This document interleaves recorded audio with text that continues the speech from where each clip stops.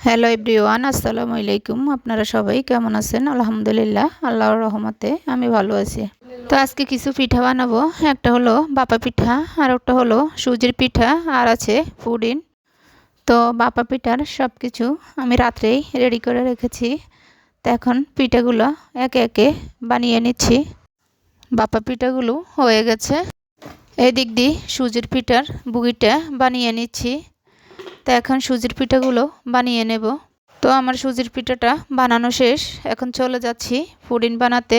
তো আমি আগেই দুধগুলো জাল দিয়ে নিয়েছি, ব্যাটারটা বানিয়ে নিচ্ছি। তো আমার ব্যাটারটা বানানো শেষ। এখন ক্যারামেলটা বানিয়ে নিলাম।